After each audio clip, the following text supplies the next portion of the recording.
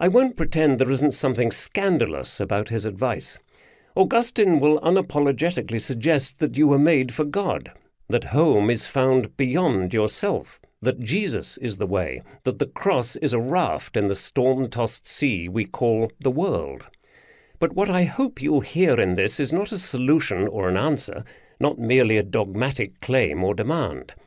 For Augustine, this was a hard-fought epiphany that emerged after trying everything else, after a long time on the road, at the end of his rope. The Christian gospel, for Augustine, wasn't just the answer to an intellectual question, though it was that.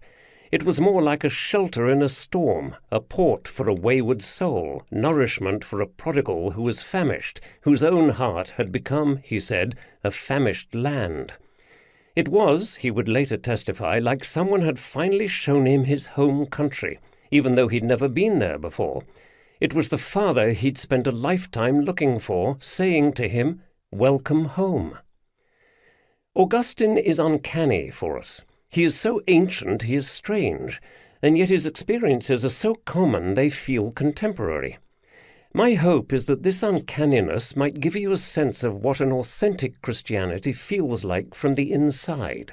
The wager here is that an ancient African might make Christianity plausible for you, mired in the anxieties and disappointments of the 21st century. That's not necessarily because you've been looking for God, but because you've been trying to find yourself. When you go spelunking in the caves of your soul with Augustine, you might be surprised who you meet down there. Augustine might make Christianity believable for you even if you've heard it all, been there, done that, and left the stupid Christian t-shirt at home. Here's a Christianity to consider before you stop believing. Augustine might make Christianity plausible again for those who've been burned, who suspect that the Christianity they've seen is just a cover for power plays and self-interest, or a tired moralism that seems angry all the time, or a version of middle-class comfort too often confused with the so-called American dream.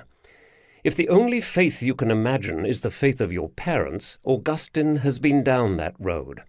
What if it was precisely the strangeness of his ancient struggles that made Augustine perennial, someone with the distance from our own immersion to give us a vantage point for seeing ourselves and the Christian faith anew?